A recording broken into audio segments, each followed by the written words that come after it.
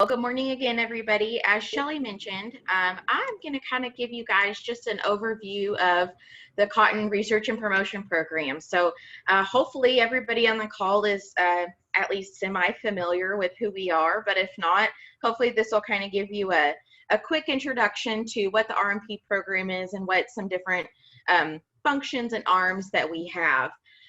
So you've heard from us staff here at the Cotton Board. So the Cotton Research and Promotion Program was formed quite some time ago by cotton producers wanting to band together to promote their fiber, cotton, the best fiber of choice. And they created the Cotton Board. So what you see here on the screen is kind of three different arms of the Cotton Research and Promotion Program. So here at the Cotton Board, we are the group that actually collects the assessment. So we have a team that works in our compliance department that works with purchasers, handlers, and all those groups to collect that assessment. Then we also have that administrative arm where we actually administer the program. We oversee all the technicalities, we oversee a board, a budget, and all that kind of stuff. And then we get to do my favorite part at the Cotton Board is communicate back with our program stakeholders. So communicate with our cotton producers, our cotton importers on what the RMP program is doing with their funds. Part of our administration is working with a separate company, Cotton Incorporated, who actually carries out the functions of the program. So they're the group that conducts research or works with universities and extension offices for that research, work in product development and implementation, communicate with mills overseas with different types of research they need to have. They also promote cotton to consumers, so commercials on television, specifically driven at consumers on why they should select cotton as the fiber of their choice in products they're purchasing. All of this leads to creating demand and profitability for cotton. We are overseen at both the Cotton Board and Cotton Incorporated by the USDA. They do govern the program, and they have oversight and administration for the activities of the Cotton Research and Promotion Program. So I mentioned the Cotton Board is the group that collects the assessments. So I'm sure everybody on this call is at least familiar with the producer assessment. So there is an assessment that goes on every bale of upland cotton that is ginned and harvested in the United States. But there's also an assessment that we collect from a group of importers. So we collect an assessment on all cotton content items that are imported back into the United States. So as producers, you really have a partner in this research and promotion program. You see that on the Cotton Board. We have producer volunteers on our board, as well as importer volunteers on our board. People from mills and manufacturers and stores that kind of tell us, what are some trends or what we could do to have cotton perform better in the clothing and the home textiles that they sell. We really pride ourselves at the Cotton Board for having a really high compliance rate, one of the highest in all the commodity groups, over 99%. Our compliance office is fabulous to work with, and they have really done a great job making sure that we are collecting the assessments appropriately and making sure that we have those funds to administer to Cotton Incorporated to actually carry out the program. The budget that Cotton Incorporated is working on for 2021 is $80 million, which is unfortunately a decrease from 2020. In 2020, their budget was $88 million.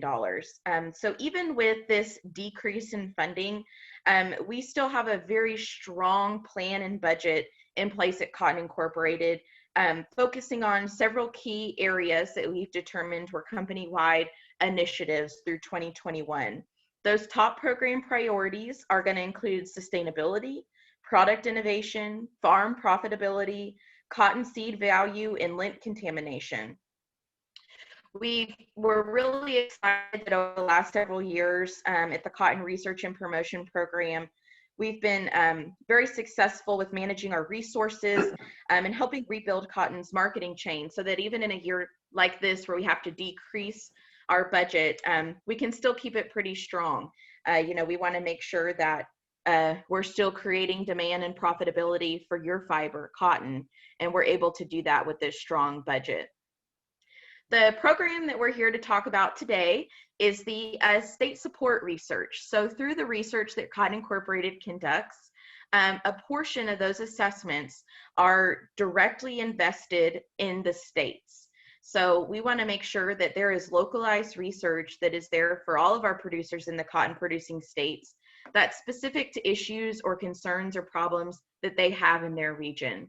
The state support program consists of 7.5% of those assessments that are collected that go into localized research projects. Out of that 7.5%, the funding is allocated to each state based on their cotton production. So states with higher cotton production, obviously a higher funding amount. States with lower cotton production, a lower funding amount. The funding that's distributed to these states is overseen and determined by a committee in each state. So typically these committees, at least in Texas, we have some cotton producer organizations that help us on this committee, the Cotton Board, Cotton Incorporated board members. There's usually researchers, extension agents that provide some insight to the different research projects that are submitted for these program funds. And then, of course, there's a staff with the Cotton Incorporated Ag Research Department that manages these projects and also helps manage the State Support Committee. We've listed on this screen here all of the Texas State Support Committees. I am not going to read this list to you, but you can see it's very extensive. So these are our board members and alternates for the Cotton Board and Cotton Incorporated, and you can see they are all over the state. So you are having fabulous representation in all of the cotton producing regions in the state. And they're really kind of helping us determine what some program areas within this research that we should focus on. What are some problems that we're seeing today on the farm? What are some things we should have on our mind next year, years from now? What are some things that are working really well? I do want to point out that our state support chairman is Marvin Byer from Taft, Texas, so down in the South Texas area. And he's the producer that kind of guides this committee, kind of leads us throughout the year. Gaylon is going to talk a little bit more about specific funding levels and trends in Texas, and a little bit more on the administration from the Cotton Incorporated side on these research programs. But hopefully that kind of gives you some insight into the Cotton Research and Promotion Program, what we do here at the Cotton Board and at Cotton Incorporated. And we're just really happy to have you on this call to learn more about what research we're conducting that's specific to you as a farmer in your specific production region. So with that, I'm going to turn it over to Gaylon Morgan.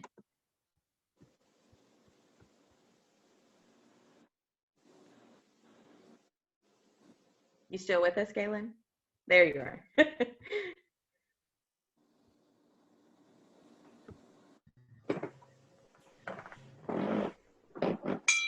Okay. I'll get it here in a second.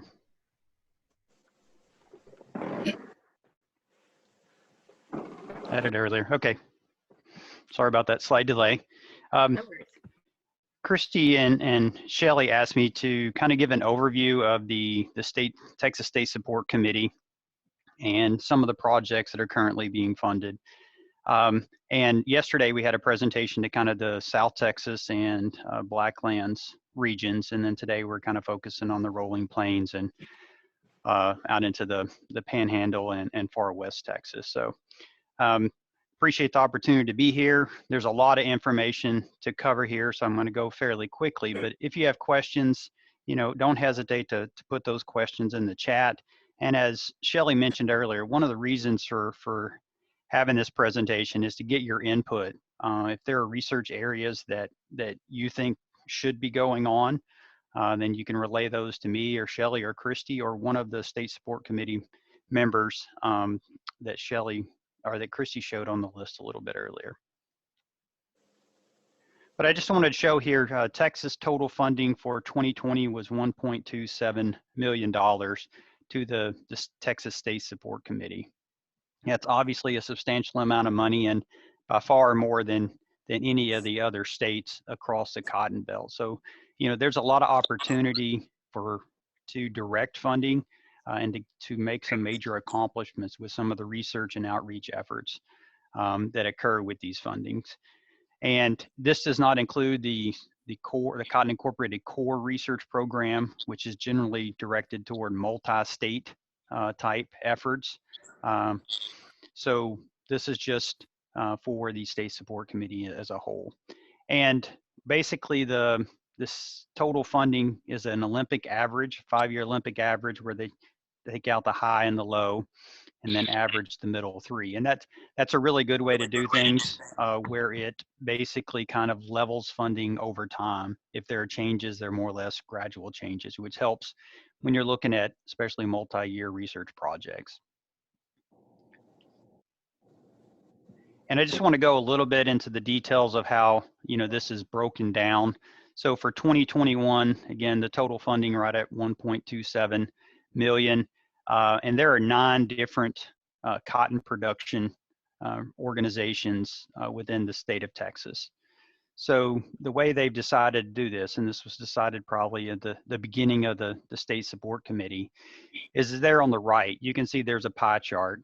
So what happens is they take, of the money that's available, they take 50% of that, and that goes, and those are directed towards statewide projects. And statewide projects are typically, projects that influence, multiple regions across the state, such as the breeding program, some of the cotton physiology work, some of the weed science now is into the statewide category. And then the remaining 50% is divided up based on the production for those 9 different cotton production regions. And you can see I've just put the dollar figures there for some of the larger ones, because the other ones just wouldn't fit all that well. But the Rolling Plains, Plains cotton growers, and also South Texas Cotton and Grain. But you also have the St. Lawrence and the El Paso Valley and the Trans-Pecos. All of those also get funds as well based on the percentage of their production. And in many cases, what will happen is some of the smaller production regions will go together to fund projects associated with, that affect their particular region, such as, St. Lawrence may go together with Southern Rolling Plains to fund a particular project where there are things in common. The selection process for these different projects, basically the Texas State Support Committee sets the priority areas for the research and outreach efforts, and then they send a request for proposals out to all the universities across Texas and USDA. And then basically those different individuals submit proposals to the Texas State Support Committee.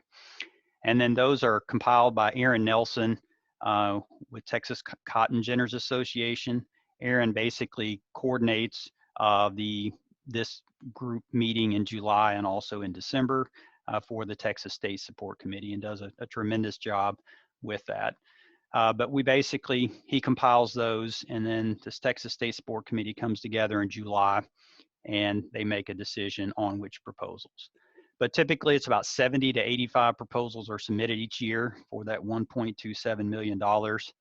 They're reviewed and ranked by a scientific advisory committee, which includes someone like myself, but also multiple people from Texas Tech and Texas A&M University.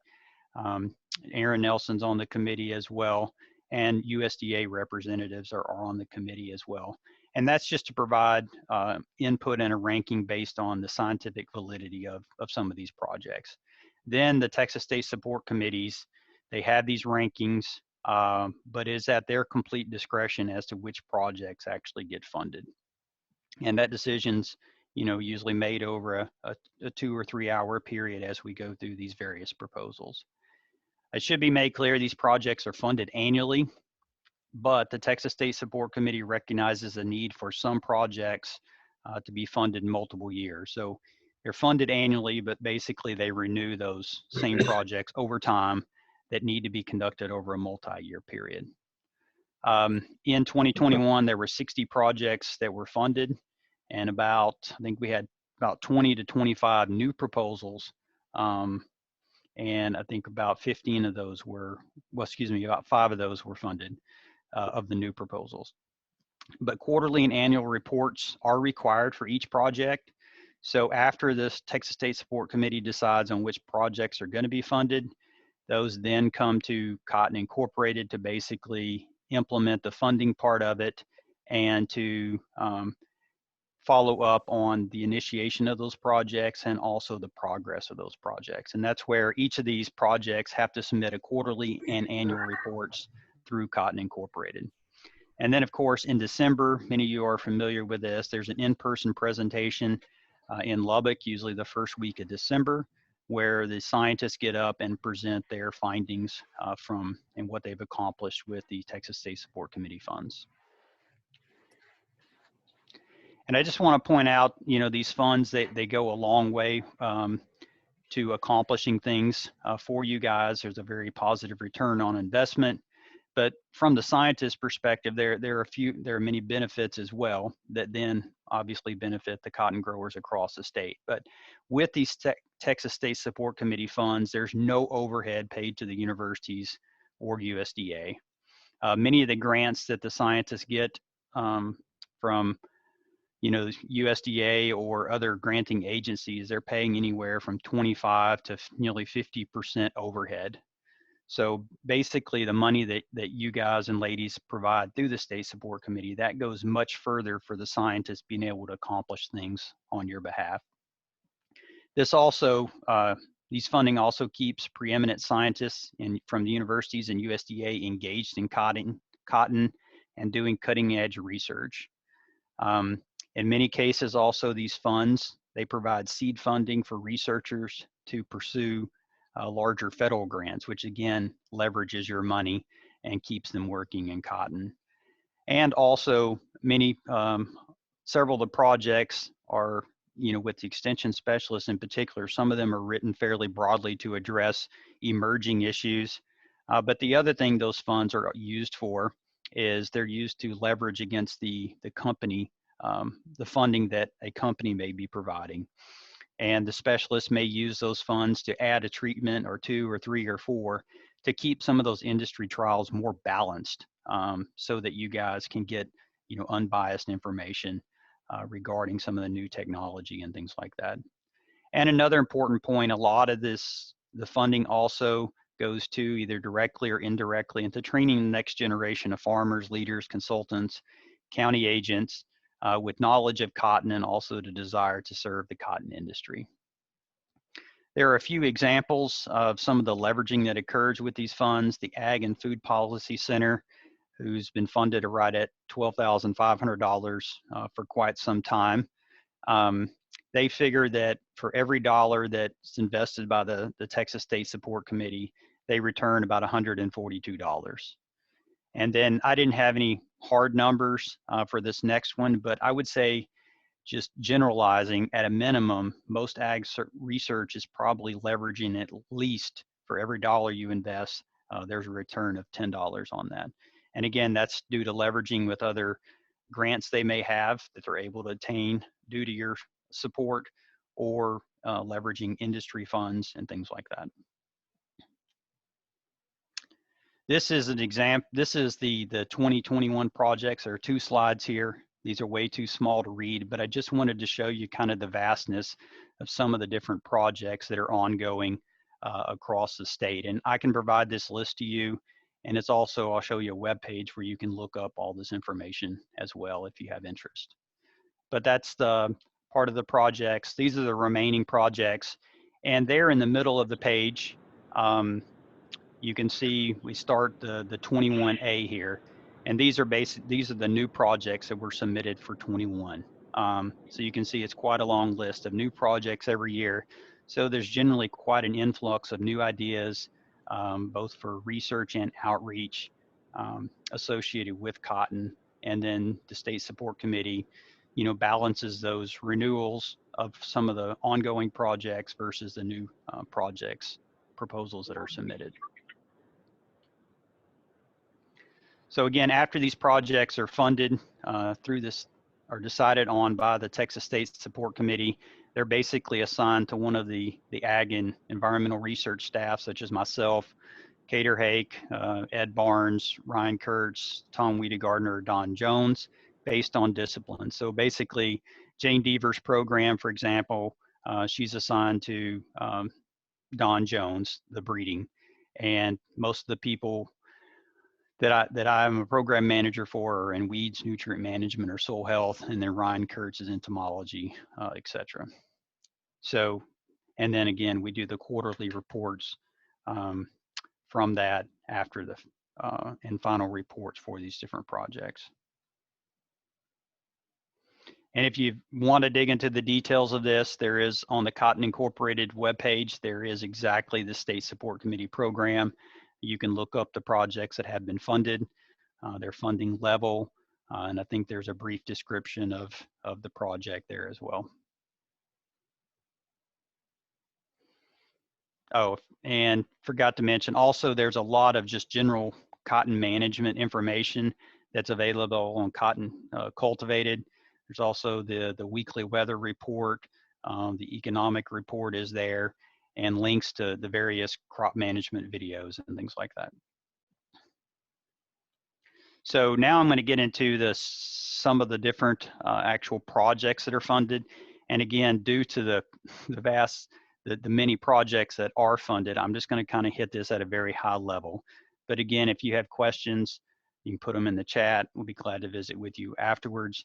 There are several extension folks on the call as well. And I think Jane Deaver was invited as well to participate. So if there are specific questions about some of these projects, there may be folks on the line that can address some of those specific questions if I can't answer them. So, but in West Texas, there is a West Texas breeding program. This is a team of Jane Deaver, who leads that effort, Terry Wheeler, Brendan Kelly, and Robert Wright, and they work together very well as a team. Jane Deaver is basically developing adapted varieties with resistance to some of the major pests and issues in the area. And then Terry Wheeler is the pathologist, and she works on the nematodes and verticillium and other major challenges in the high plains.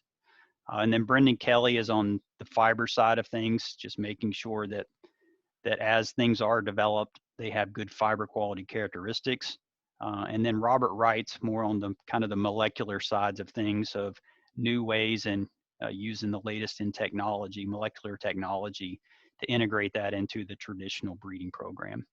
But again, a very productive team here that Jane leads.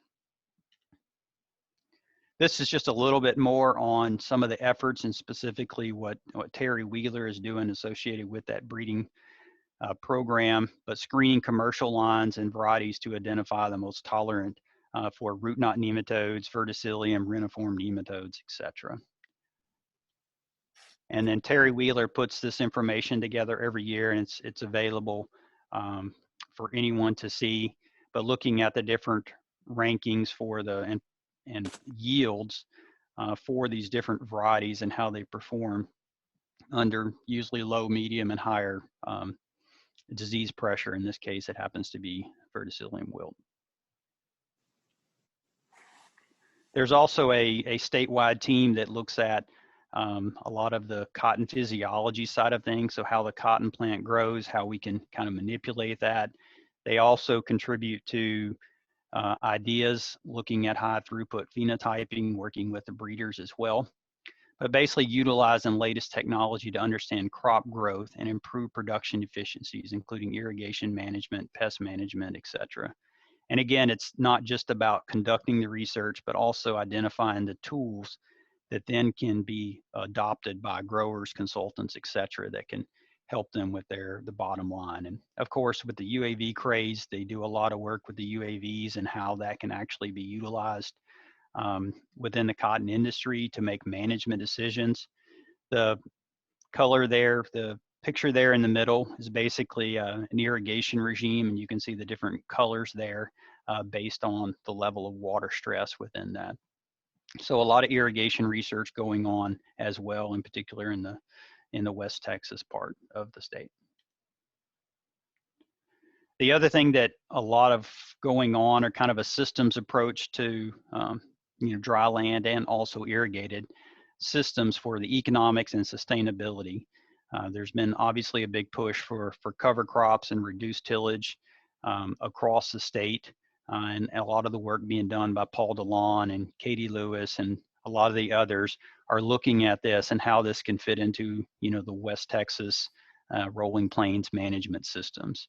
And they have now, Paul DeLon has a lot of very in-depth long-term data that I think will be very helpful for helping growers make decisions on some of the value of no-till and the cover crop systems in the rolling plains and in high plains as well.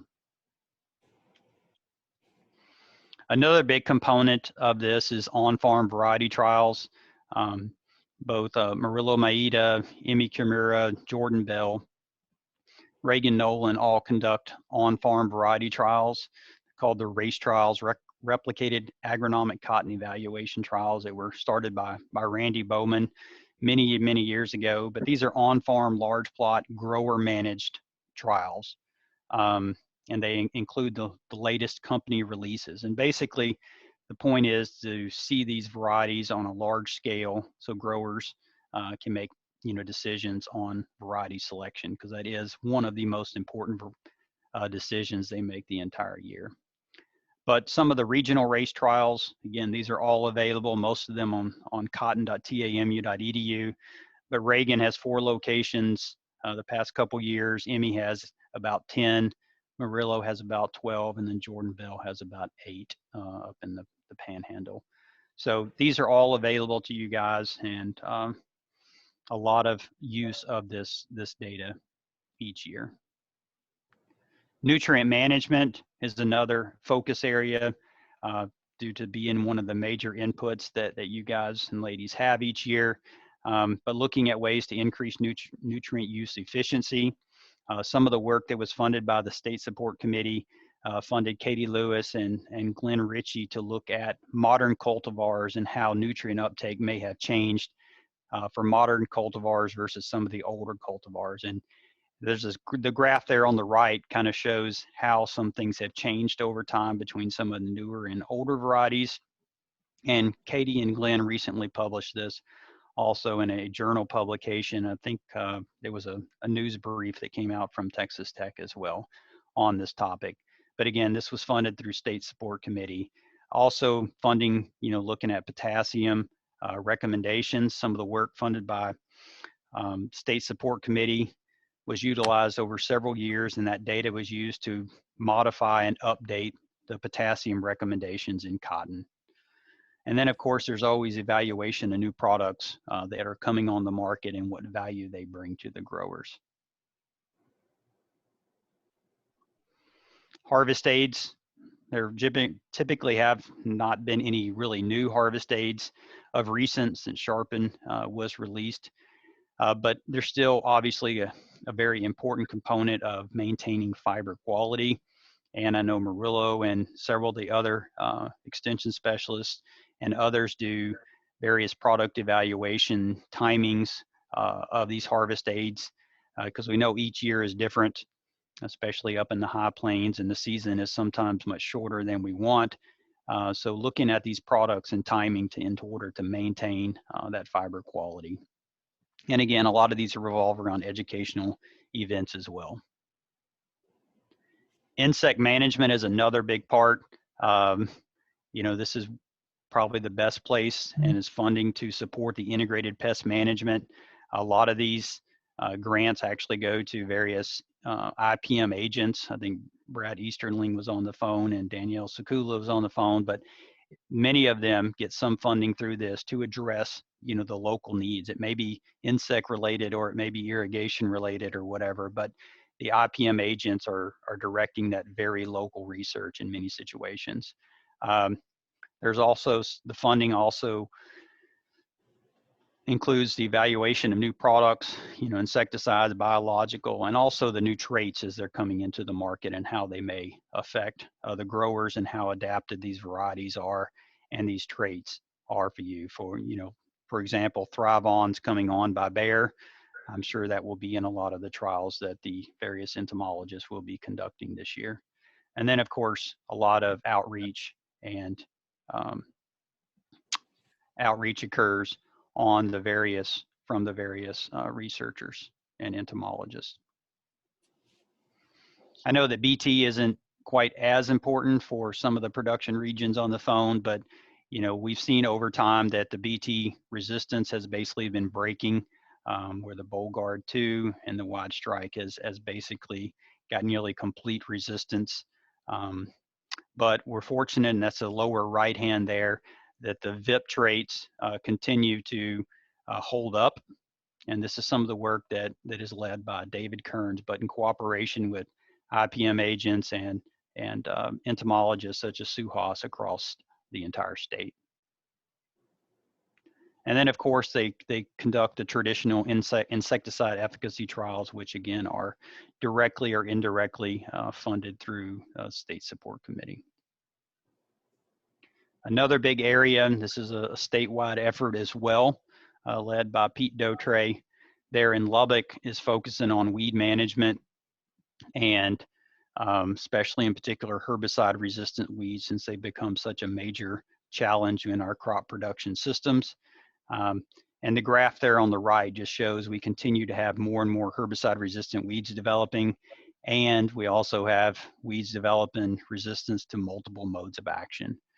There was this past year, there was dicamba-resistant Palmer amaranth or pigweed was identified in the Delta region, and some of that pigweed is showing enhanced tolerance to 2,4-D as well, and intolerance to multiple other modes of action. So, you know, it's becoming a more and more challenging environment to manage weeds across the cotton belt, and it's definitely going to get to be that way as well in West Texas. So one of the ways to kind of dealing with this, you know, we've had our typical herbicide management, but there's been a bit more focus, and again, this is funded through the State Support Committee, looking at some of the biology of the weeds and trying to find their weakest link and then taking advantage of that. So the pictures there on the right are looking at seed longevity of Palmer amaranth.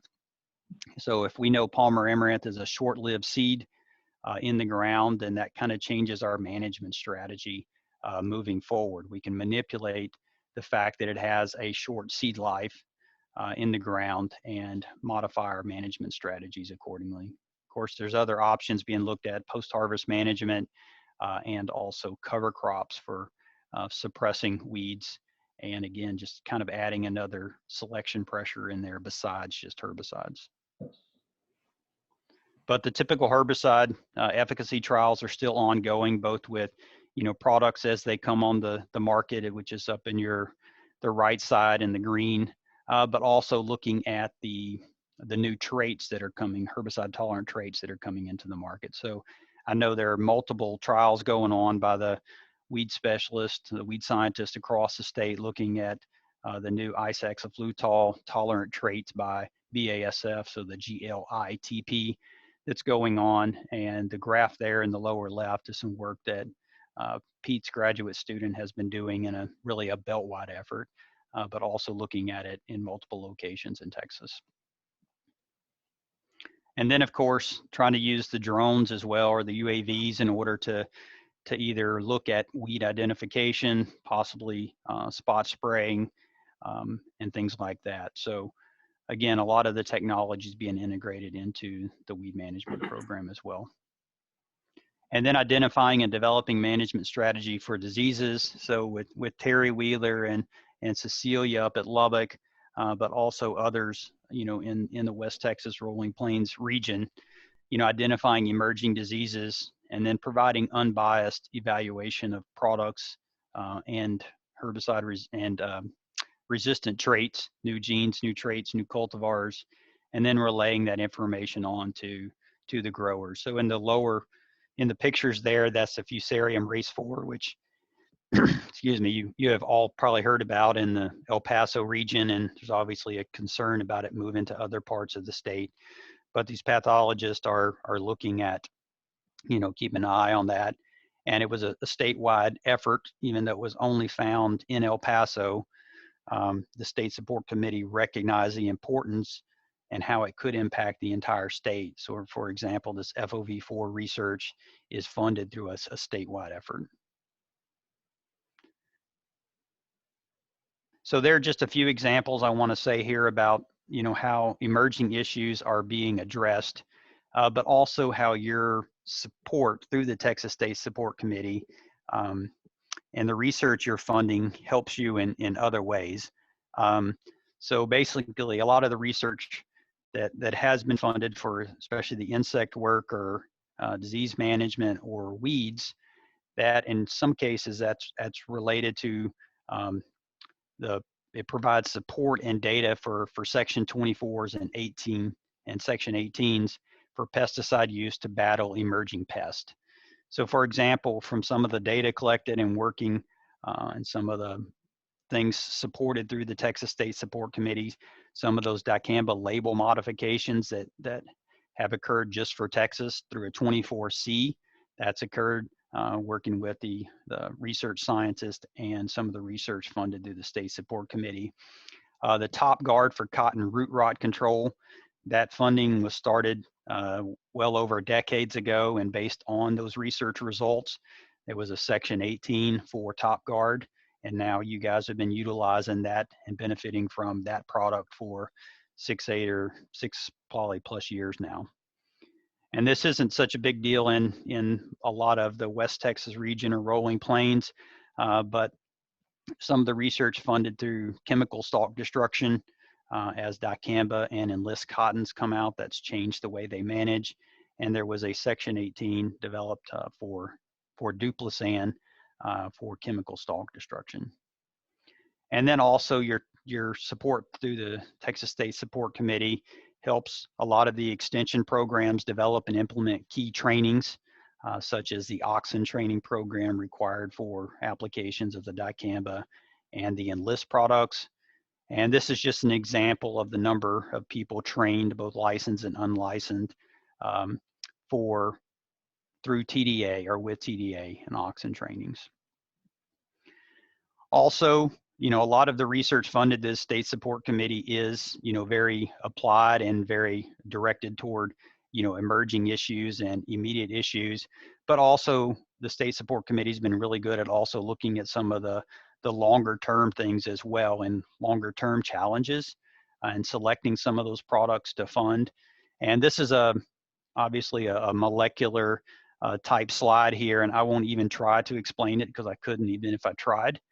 But things with bacterial blight, which are a perpetual problem in much of Texas, there's been long-term funding going on to support and develop resistance to bacterial blight and management of bacterial blight, since no chemicals are available for bacterial blight management. Another area is post-harvest management, basically from harvest to the gin and through the gin, but looking at ways to improve ginning efficiencies, looking at ways, to preserve fiber quality. Obviously, plastic contamination is one of those big ones, and there's a couple of projects currently being funded by the State Support Committee on managing and minimizing plastic contamination. There's also one on seed coat fragments that's being done by Niridine. But in the past, also research has been funded on minimizing leaf grades and bark and things like that. And then there's been some economic research done on warehouse efficiency and transportation efficiency and things like of that nature. And this is a project that Bobby Harden's doing out of Texas A&M. But it's a core funded project, but I thought it's kind of a cool picture, just some of the things that are going on, looking at how, this plastic is getting into the gins. And, another very important point that I meant to mention on the previous slide is the folks at the USDA Gin Lab there in Lubbock are huge contributors to this. Sometimes they get State Support Committee funding. Other times, they may not be seeking it, but either way, any funding that goes to that USDA Gin Lab goes a really long way in leveraging your dollars to address many of the issues on this particular slide here. There's also some statewide efforts and some regional funding that goes to support alternative uses and markets for cotton and cotton byproducts. We all know, and sometimes in the very short seasons, we may not have the most optimum fiber quality and in dry years as well as we would like to have. So looking at some of the alternative uses for maybe some of that low mite cotton, for example, that would still bring value and still keep the value of that lower micronair cotton up. And some of that's being done by Ram Kumar, looking at medical uses, environmental products, and that picture there just shows cotton being used to absorb, things such as oil leaks and things like that. Nuridine's also doing some work at FBRI, looking at transformation of cellulose for high value uses, such as microchips and circuit boards and things like that. And then, of course, any of these things that are used as alternative uses, it's cotton and it's biodegradable, so that's always a really good selling point as well. And then just on some of the generally the economic type projects that have been funded currently or in the past, a lot of the extension economists go to many of the field days that you may all participate in, and providing the market estimates and the futures for those markets, and your funds either directly or indirectly support that. And then also the State Support Committee funds the Master Marketer program as well. And they also do research on various efficiencies in the cotton industry, again, transportation, warehouse, that sort of thing. And then the Ag Policy Institute Center, Ag Policy Center, does research on various things, including some of the things they accomplished this past year. Our January baseline prepared for cotton farms, farm bill decision age, WIP plus analysis, WIP plus payment rate analysis, acreage projections, December baseline for cotton farms is in progress. So they provide a lot of information. I'm literally just reading off this slide because a lot of the things they do are kind of above me, but they do a lot of things as well, and they get a lot of support. They get support from the State Support Committee. So with that, that's kind of a very fast and high-level overview of some of the things that are funded through the State Support Committee. If you have specific questions on things, there's the webpage. You can contact me directly, contact Christi or Shelley. But also, if you have ideas, feel free to contact any of us. Feel free to contact your other State Support Committee members and relay those ideas. From the meeting yesterday, we had a couple of ideas that came out of that I think will be moved forward for consideration.